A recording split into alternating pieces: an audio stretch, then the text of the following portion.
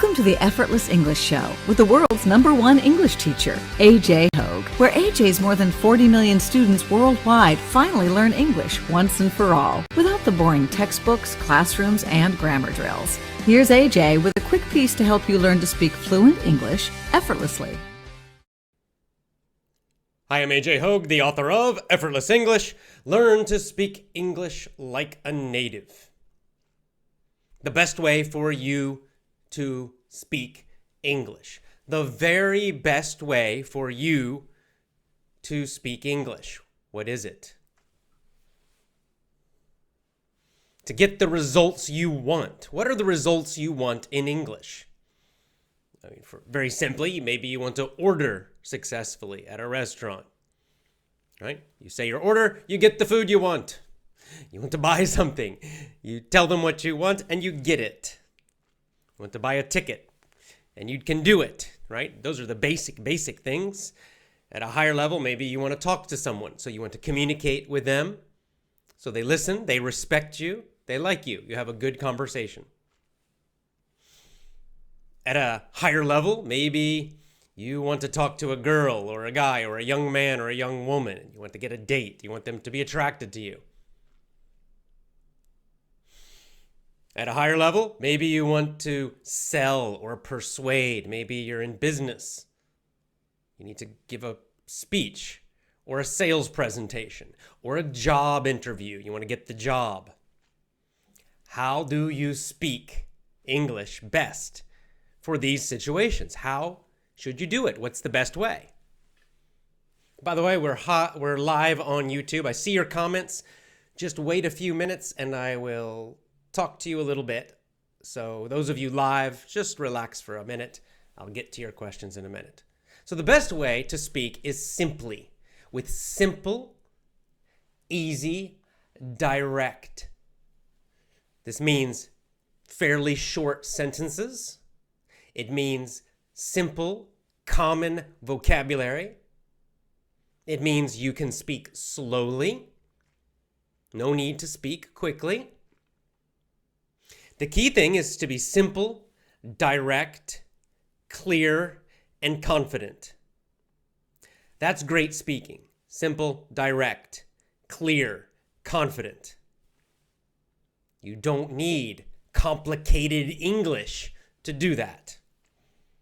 In fact, complicated English generally is bad communication. It's noise. Okay, we're constantly getting noise of people talking, noise, messages all the time.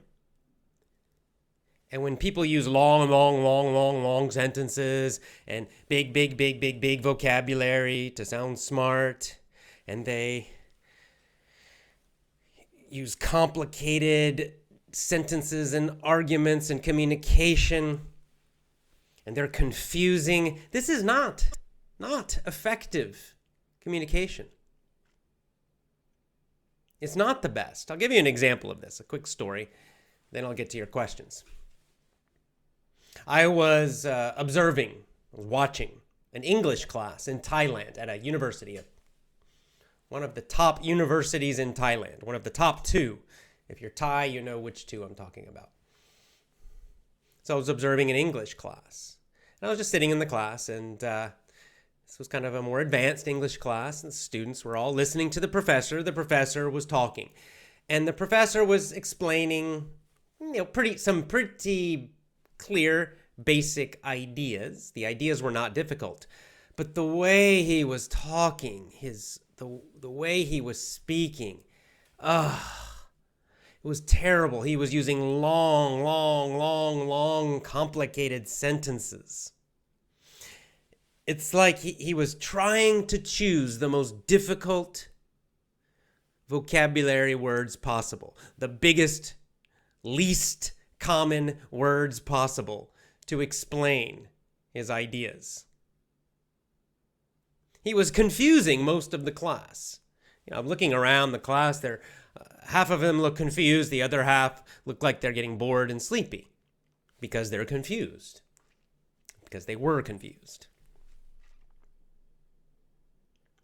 His actual ideas were really not complicated, but he was using complicated English. This is very common with professors.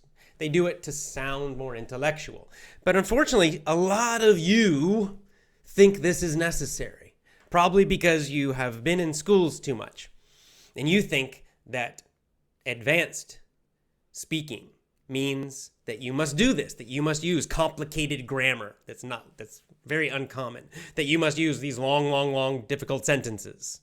That you must use this very difficult vocabulary. You get frustrated. Oh, I can't remember that big new word I learned. None of it's necessary. None of it is necessary. And in fact, I'd say the opposite. It's actually going to hurt your communication. You want to be great, if you want to get good results with speaking, clear, simple, direct. Clear, simple, direct. That's it. That is the most powerful communication. You do that confidently, you will have no problem with your English speaking. Now, another example, a native speaker this time, not Thai, an American named Blaine Ray, a fantastic teacher. I went to one of his seminars. He taught, his ideas about teaching languages, excellent ideas, but he used clear, short sentences. Many people in his audience were from different countries. Many were also Americans, native speakers. Both groups agreed that he was a great speaker, a great communicator. He did not need to use super long sentences and difficult grammar and very uncommon vocabulary words. Very, very effective. Speaking simply, directly, fairly slowly even. Great communicator, Blaine Ray, great teacher. This is good news for you. This is great news for you. You can celebrate this because you can just stop worrying about speaking fast. You can stop worrying about using difficult grammar. You can stop worrying about forgetting some difficult vocabulary word. Stop worrying about it. You don't need it. In fact, you don't want to do that. Not at all. There's only one area, there's only one skill where you do need speed, where it is necessary. Which one is it? Can you guess? It's listening. Listening. Now, listening, you need speed. Yes, you do. You need to do lots of listening, and you need to be able to understand maybe more difficult words because other people might use them. And you need to understand instantly. That's the difficult part, right? When especially native speakers are speaking or you're listening to a TV show or a movie and they seem like they're talking so fast. They're using idioms, they're using slang, maybe some words you don't know. That's the tough skill. That's where you do need the speed for sure. Absolutely, you do. And it does take time to get that fast listening skill at a high level. For sure it does. So focus your energy there because on the speaking side, it's not necessary. Not at all. That's the good news. So speak. When you speak, don't worry about any of that stuff. Simple, direct, clear, and confident. That will get you the results you want. The great job interviews, the sales, the great communication, friendship, all of it. Let's go to some of the live questions now, questions and comments. Come here to Rome. I'm getting an invitation. You guys are always inviting me to come to your countries. Now, this is a great invitation because I love the city of Rome. I have been there twice. Victor is inviting me. Hello, AJ. When will you come here in Italy, Rome? Roma is a fantastic city. Hopefully soon. I don't know. Maybe next year. If I'm lucky, maybe next year. Of course, we have a lot of Italian members of Effortless English. Max, one of our great superstars, graduated from Effortless English, is also in Rome. So thank you, by the way, because all the time when I do live shows and on social media, people are inviting me to their countries. And of course, it's hard for me to go to every single country. I would love to, but I have a life here too, and family and everything. But hopefully someday I will visit your country. When I visit countries, I do like to meet Effortless English family members. I like, people who have my courses, people who listen to my podcast, people who follow me on social media. I'm happy to meet you when I visit your country. So I will tell you, usually on Twitter, I will tell you when I'm traveling. I'll tell you if I'm going to be in a country or a city. And I'm happy to, usually I just have coffee and we'll just meet at a coffee shop and we can chat. So if I visit your city, I'll be happy to meet you. So thank you for the invitations, all of you.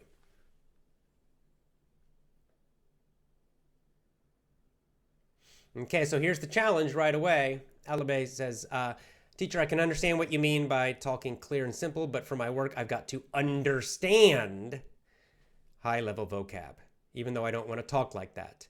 And that is what I was just saying. That's where the big challenge is. That's where you do need. Now, the good news is that is easier. That is easier because it's passive, right? It's easier to understand vocabulary that you see or hear. That's called passive understanding or passive vocabulary.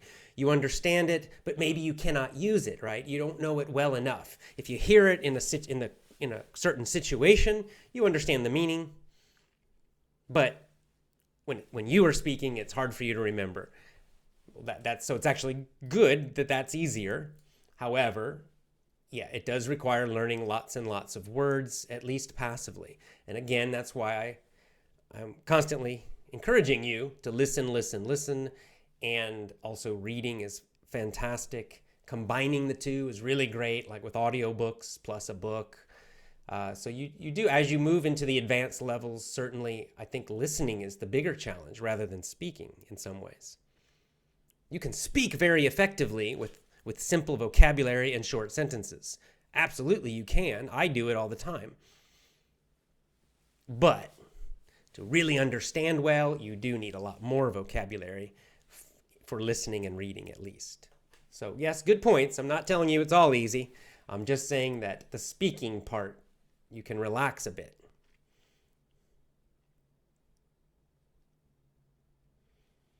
Okay.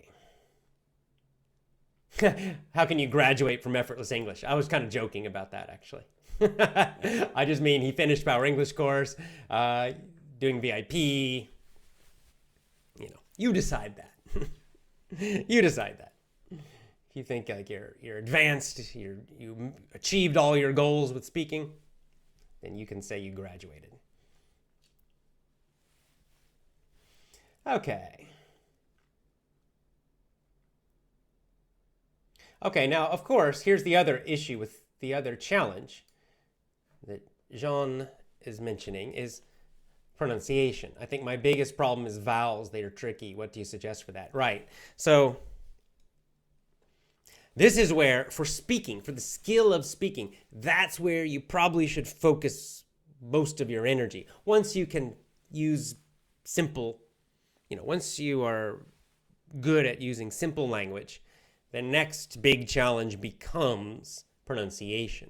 Why is pronunciation important? Well, it's just it's the clear part, right? I said simple, direct, clear. Clear means everybody understands you. So what's the problem if you have a strong accent from your own country? Well, I mean, there's nothing wrong with it. It doesn't mean you're a bad person or something, but it just means you probably are less understandable to most people. Maybe people in your country might understand you, but if you're Italian and you have a super Italian accent, right, super strong, maybe Italians might understand you when you speak English, but Germans may be kind of difficult. Americans maybe would really have trouble. Japanese might really have trouble understanding you. It's just that strong accent, meaning farther from standard accent, makes you more difficult to understand. If you have the most common accent, a very standard, very standard common accent, such as the standard North American accent, which is mine, or also a standard British accent, that kind of BBC type of accent. Those are so common, they're in the media everywhere, that most people in the world understand those accents very clearly. That's why pronunciation is important. That's why I made my pronunciation course, to help you with that. That's where really the advanced challenge for speaking is. Not so much in vocabulary and grammar, it's really more in the pronunciation part. As for vowels, you can use the shadowing technique that I've mentioned. Jonna, this is a very big, long question, answer, because it's a little complicated, but check out my videos on YouTube about pronunciation. If you're really interested, go to my website, effortlessenglishclub.com, and I'll put it on the screen. And check out my pronunciation course as well. Okay. Listening to your podcast every day, Nasor, great. Good to hear. Like to hear that.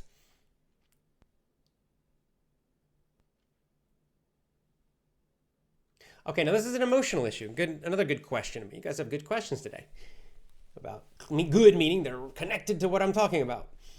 How can I speak fluently without hesitating with strange people? I'm Arabic and my mother tongue is English, so native speaker here. So see, even native speakers have the problem. So this is obviously this is not a language problem. It's not a language issue. If you're a native speaker, you're totally fluent, but you still hesitate when talking to strangers, right? So something happens. You have the skill, clearly, you're fluent, but then when you try to talk to someone, you become nervous. It's an emotional issue, right? You become nervous with new people. You feel shy, you feel embarrassed, and then that's when the hesitation and the worry start, and then your speaking ability seems to disappear. And so this really requires some emotional training. I mean, this is one of the reasons in all my courses that I teach you this kind of emotional training, not only the words and phrases and vocab, because it is so important. A big thing that you can do is start to train yourself to feel more confident. You do that with your body, shoulders back and your head up and using a strong voice, and you start practicing that every day. And then when you talk to people, be aware of your body. Start with your body because it's easy to focus on. And just start noticing, when you're talking to someone, practice for a while using a stronger voice, a lower, stronger voice. Practice, keeping your shoulders back, keeping standing up straight, a nice good posture, good eye contact. Focus on those things for a while. It'll feel weird first, but you'll get better and better, and you'll find your confidence will start growing. As your confidence grows, your speaking ability will just kind of magically improve, because you're dealing with the emotions that are causing the problem.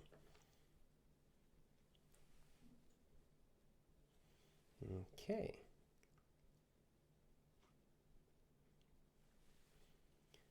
Brazil. Lots of Brazilians also. We have a lot of Brazilian Effortless English members and fans.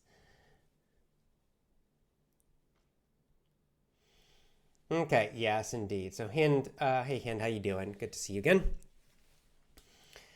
I feel a lot of pressure because of the TOEFL exam, the speaking session. I have to answer in only 45 seconds. Yeah. It's one of the reasons I don't like these exams, okay? Because this is why I say, the real test is the real world communication. That's the test of your English, not these stupid tests. These tests are in many ways, they're very artificial and ridiculous, very unnatural. I mean, if someone's just shy, like our previous person, they could be a native speaker, but very shy. And that pressure, that time pressure, could make them perform badly, even though they're a native speaker, completely fluent, complete master of English, and yet they might have some problem with some of these tests because of the emotional part, the stress of it. So I don't like it. I don't like that at all.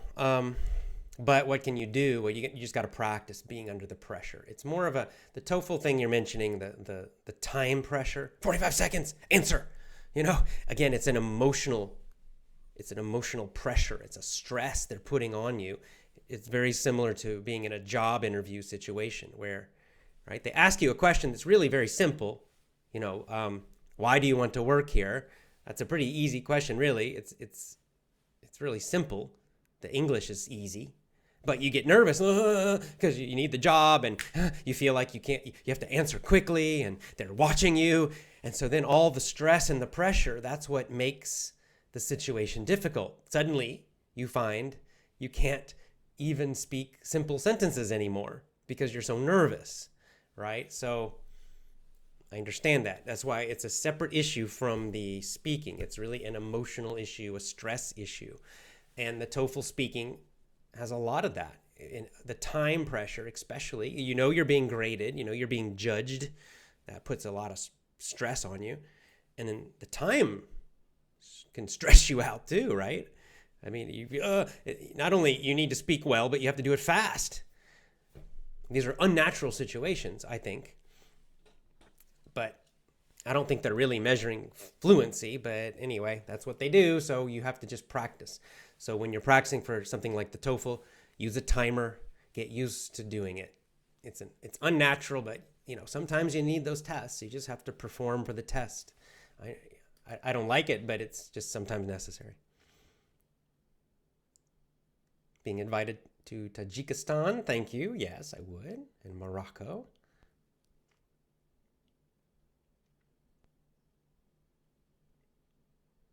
Now here's interesting. Karamat says, we can write easily but can't speak.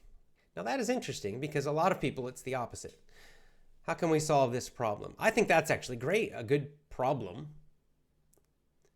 in a way, because I think it shows that you know how to communicate in English, you know how to create good sentences and correct sentences, you know how to communicate your ideas well. So probably it's a speed issue, right?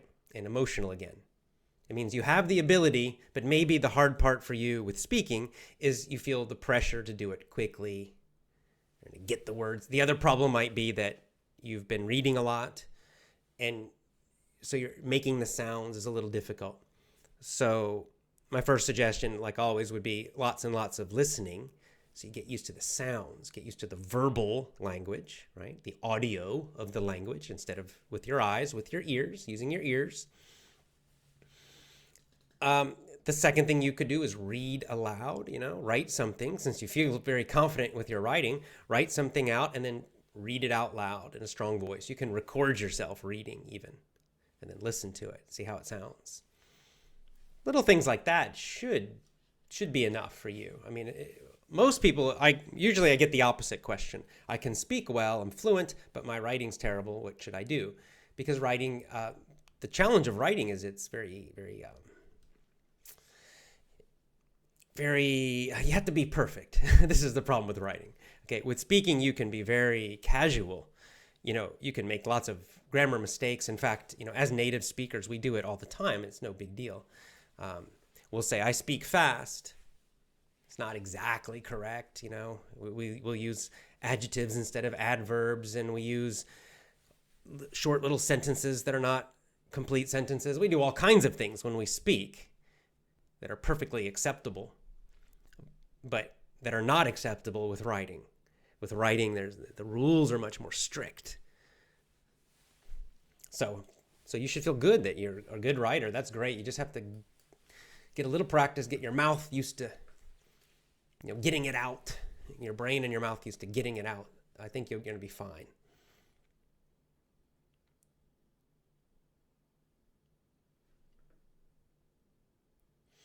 Okay. People invite Nepal. That's another one of my favorite countries. Being invited to Nepal, I'd love to. I've been to Nepal 2 times, and I love Nepal. I love Nepal. Beautiful, beautiful. The mountains, incredible. Really, if you have a chance, visit Nepal. They should sponsor me. The Nepal tourist, whatever department. Sponsor me. I'll do ads for you.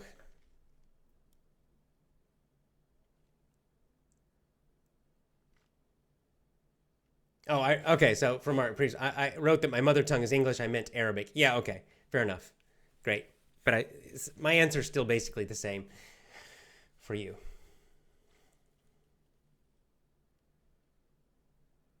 Okay, now here's a great thing. We're gonna get very specific. Ariba, Fatima. I want to speak English, but I can't. I make mistakes in helping verbs. Doesn't matter. Don't worry about these mistakes. Okay? It's not a big deal. It's not a big deal. Okay? Especially something like helping verbs. Okay? Just communicate. Just communicate. You make some mistakes. No one's going to yell at you or anything. Okay? Nobody really cares. And especially in speaking, as I said before, with writing, yes, it's kind of strict. Okay? It's the rules are very tough with writing. If you make mistakes in writing, it can be bad in certain situations. It looks bad. But in speaking, not so much. In speaking, it's much more relaxed. I don't know about the British. The British have a reputation for being a little more, strict about these things. But North Americans, meaning Americans and Canadians, are very casual about these things. I think the Australians are also quite casual about it. Okay, we don't care. We don't care if you make a grammar mistake. We don't care. Okay, so relax. Of course, you want to improve. I understand this, but don't let it stop you. Don't let it stop you from communicating. It's okay. It's okay. Like I said, I make grammar mistakes sometimes. Mistakes. Every single native speaker does. Everyone. We use, I wouldn't even call it mistakes because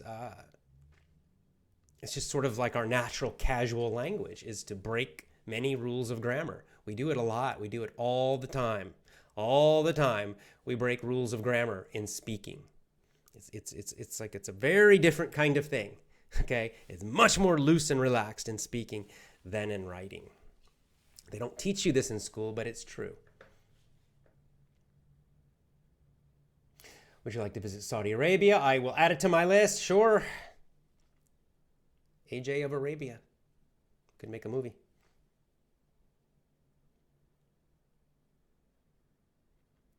Okay, well, this is a nice example. Andres Escobar.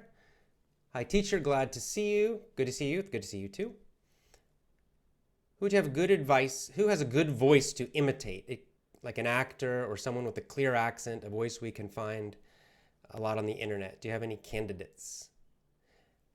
Well, yeah. Really, any actor whose voice that you like. You really should choose someone that you like. You like the sound of their voice. And probably, too, you like their style, kind of their personality. So... Okay. I don't recommend Sylvester Stallone. I like him. He's a good actor. He's a good writer. He's a good movie star. He's not famous for being a great speaker. Okay? He would say this, I'm sure. It's not a criticism of him. It's just the truth. But the point is though, so Sylvester Stallone though, he's a big kind of tough guy, strong guy. That's his reputation. That's his style. So if you're not like that, it will sound very weird if you're trying to pretend to be communicate like him, but that's not who you're like. Or Clint Eastwood. Here's another example, right? So you try to, hey, go ahead, make my day. That kind of, if you're not a tough guy, then it'll sound a little weird. If you are a tough guy and you kind of like that, then maybe you could imitate Clint Eastwood. But my point is, you need to really choose someone that fits you. You say, I like that person. I like their style. It kind of fits mine. You can use me if you like. If you're more motivational and enthusiastic, you could use me. You could use Tony Robbins. You could. There are lots of different, motivational speakers you could use. If you're a little more relaxed and intellectual, maybe someone like Steve Jobs. So, really, your choice. Just be sure that choose people who have standard accents. They're in lots of different movies. They're fairly clear to understand. Or if they're speakers, they're in lots of videos. And that's about it, really. And you like them. That's the key thing. All right, I'm going to do one more, and then I think we're about done.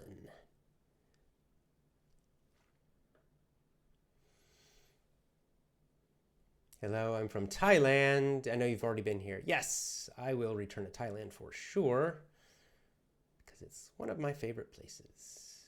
I'm from Afghanistan, Brazil, Russia, Ukraine. Someone with a Texas flag. I'm from Finland. Okay, here we go. Maybe living in Texas, because the icon here is, that's Texas, and that's the flag of Texas if you're watching on video. But John Rons is from Finland. And I was wondering if it's better to not try to sound too American. Does it sound better to native's ear to just speak with your own natural accent? No, I'd say try it. You know, so many people are afraid to do this. They feel like, I don't know, maybe they'll sound weird. Maybe they're trying to make fun of the people. But I think try to sound American. Go for it. Why not? You know, maybe you'll never sound completely American. That's okay. But the more you try to sound American, the more clear your pronunciation will become to other Americans. That's the nice thing about it. So, I mean, this is exactly how you improve your pronunciation. So, no, I think most Americans would like it if you sounded more American. They would like it because they would understand you more easily. So I say, go ahead and try it. Why not? Don't worry. You just think of it as a game, not something so serious. Just imagine you're an actor and you're imitating them and you're pretending. You know, you can really exaggerate with it and have fun with it. Don't make it too serious. Try to sound as American as possible. You can even joke about it sometimes and really exaggerate if you want to have fun with it. So my advice would be the opposite. Go for it. Try to sound really, really, really American. Or if you prefer British, you know, try it. Try to sound British, if that's what you want, or Australian. All right, that's all. I need to go and do some more work. So I hope you enjoyed this. Remember, speak clearly, speak directly. Use simple language. Simple, clear language is the best communication. That's good news for you as you speak English. Join my VIP program at effortlessenglishclub.com, effortlessenglishclub.com. Lots of love to you, and I'll see you next time.